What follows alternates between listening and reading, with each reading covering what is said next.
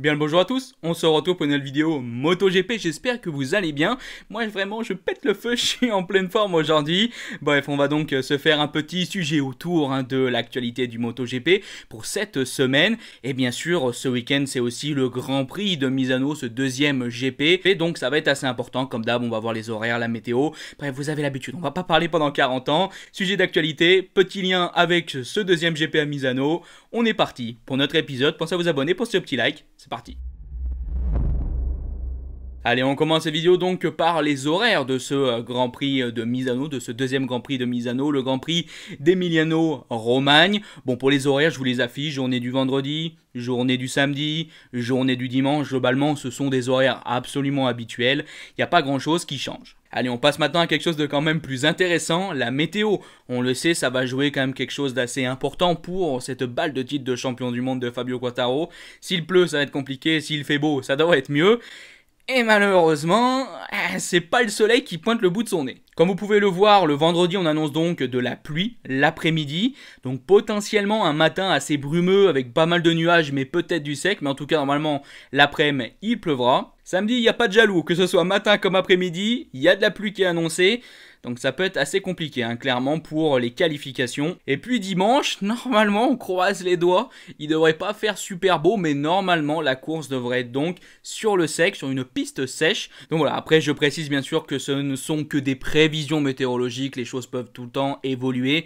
Surtout qu'on a pu voir que globalement, à Misano, la météo bougeait extrêmement vite, donc peut-être qu'on aura du soleil à un moment où on annonçait de la pluie, et peut-être que ce sera l'inverse. Mais en attendant, ça risque d'être un week-end globalement assez mouvementé. Allez, on commence donc maintenant nos news, et je voulais parler tout de suite de quelque chose qui m'a vraiment choqué. Globalement, récemment, il vient d'avoir un mécanicien à Vincia qui a été chopé avec un test PCR falsifié. Et je trouve ça complètement incroyable qu'au niveau du MotoGP, tu aies des mécaniciens qui falsifient des tests PCR. On sait en plus comment c'est important et tous les problèmes derrière que ça peut ramener au paddock MotoGP. Ce mécanicien évidemment a été suspendu pour toute la fin de la saison 2021, mais que pour 2021. Bon, il n'y a pas besoin d'en parler pendant 50 ans, mais ouais, voilà, je trouve juste ça honteux. On commence voilà, pas de la bonne manière, on est énervé. Non, ouais, incompréhensible, clairement. Pour notre prochaine news, je voulais parler un peu de Toprak parce que c'est un pilote qui est vraiment exceptionnel. Alors, si vous voyez pas de qui je parle, c'est le pilote qui est en train tout simplement de mener le champion du monde en World Superbike. Un pilote qui, il faut le dire, est absolument exceptionnel sur une Yamaha et qui montre qu'il a un niveau énorme. En plus, il est très jeune. Et évidemment, le MotoGP, voilà, le regarde, le convoitise, et on était un peu déçus d'apprendre que du coup Toprak avait décidé de rester en World Superbike, en tout cas pour la saison 2022, et là on comprend qu'il est en train de faire une petite ouverture pour potentiellement arriver en MotoGP en 2023. J'avais envie quand même de vous partager ça parce que c'est vraiment un super pilote. Il a donc dit: je reste en World Superbike parce que j'ai encore 2 années dans mon contrat. J'espère être champion cette année, j'aime le paddock, je l'ai toujours aimé. Je dis que je suis né ici, peut-être que je ferai toute ma carrière ici. Peut-être que si je suis champion l'an prochain, j'irai en MotoGP en 2023. Je ne sais pas, je vais rester ici au moins cette année et la suivante. Pour moi, c'est quand même des petits signes qui nous annoncent potentiellement l'arrivée du coup de Toprak sur la Yamaha. Peut-être du coup donc en 2023 pour remplacer, je ne sais pas, Andrea Dovizioso ou un autre pilote. Bref, on va voir, mais en tout cas, pour ceux qui ne suivent pas réellement le World Superbike, c'est un pilote qui a un talent exceptionnel et qui est en train de réaliser des choses folles pour son âge. Donc c'est sûr qu'on a extrêmement envie de le voir en MotoGP, j'espère que ça arrivera donc le plus vite possible. Si c'est 2023, on sera donc bien content. Allez, passons maintenant à Fabio Quartararo. Pour vous résumer rapidement, Eric Mahé, le manager de Fabio, a fait une interview où il raconte plein de choses vraiment très intéressantes, par exemple sur l'avenir de Fabio, mais aussi plein d'autres sujets. Bref, je vais vous lire des parties de cette interview et on rebondit là-dessus, comme ça c'est plus simple, on va assez vite. En parlant de l'avenir de Fabio, il dit: Fabio ira là où c'est le mieux pour lui. Et aujourd'hui, tout est ouvert. Pour le moment, rien n'est clair quant à 2023. Bien évidemment, Fabio est content de ses performances, mais il faut décortiquer car ses performances sont plutôt du côté de Fabio que de celui de son package. La tendance veut qu'on signe 1 an, voire 1 an et demi en avance. S'il y a des perspectives claires, alors il faut y aller. Mais la stratégie principale est de ne jamais se précipiter.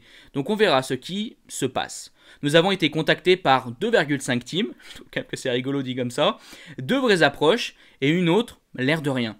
On évaluera cela en temps voulu avec sérénité. Fabio est jeune, il a l'avenir devant lui. Alors Eric Mahé a raconté plein d'autres choses sur Fabio Quartararo, mais nous, pour cette vidéo, on va se consacrer donc à cet avenir, se concentrer sur, du coup, cette ouverture d'avenir de Fabio Quartararo. Je pense qu'on était tous d'accord sur quelque chose. Pour moi, Fabio Yamaha, c'était un pacte scellé. C'était du Valentino Rossi, c'était l'amour fou. C'était maintenant 10 ans de Fabio et de Yamaha ensemble. Et on sent clairement que pour l'instant, absolument rien n'est joué. Alors c'est peut-être aussi tout simplement une stratégie de la part d'Eric Mahé d'avoir un meilleur contrat, mettre une petite pression sur Yamaha, ça veut peut-être pas spécialement dire que ils ont signé le départ ou quoi que ce soit. Bien évidemment, on le répète, rien n'est signé, rien n'est fait, on parle des années à venir. Mais on sent donc globalement que Eric Mahé a l'oreille ouverte globalement pour les autres constructeurs, pour les autres équipes du MotoGP. Et ça, moi, je vous avoue que pour moi, je voyais vraiment un Fabio Quartararo qui dirait « Non, moi je reste chez Yamaha, je ne veux que Yamaha ». Alors bluff ou non, je ne sais pas, mais peut-être que du coup, à l'avenir, on pourrait retrouver un Fabio Quartararo sur une Ducati, sur une Suzuki, sur une Honda, ça pourrait être quand même assez rigolo. Alors moi, je ne vais pas spécialement partir dans le jeu de savoir qui sont ces 2,5 équipes. Donc bon, on a compris, il y a deux du coup possibilités assez claires et une 0,5, une moitié de possibilités. Bon, je sais pas trop ce que ça veut dire, je sais pas trop du coup les opportunités qu'a eu Fabio Quartararo.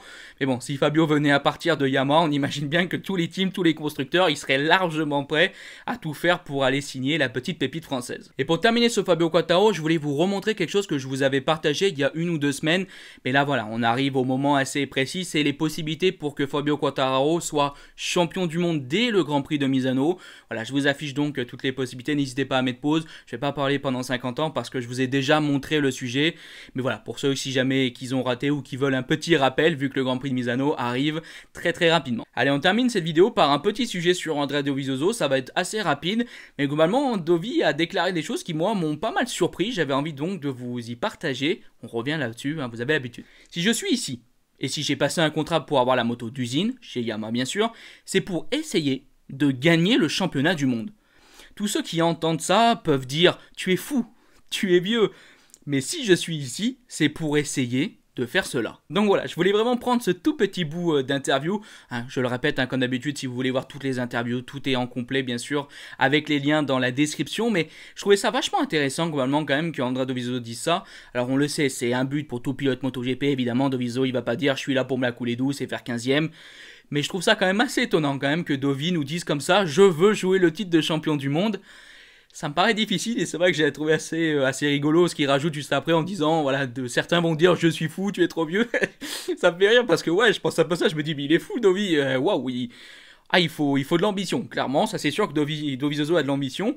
Donc clairement sur le sujet, j'attends vous votre avis, est-ce que vous pensez que Dovizioso peut réellement l'année prochaine ou potentiellement dans d'autres saisons jouer le titre de champion du monde?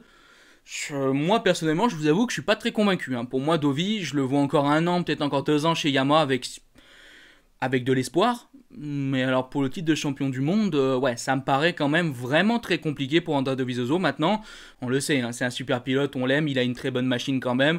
C'est tout ce qu'on lui souhaite à notre petit Dovi. Donc voilà, pour moi on arrive donc à la fin de cette vidéo, un épisode assez rapide, je pense que ça vous a quand même bien plu, je l'espère en tout cas.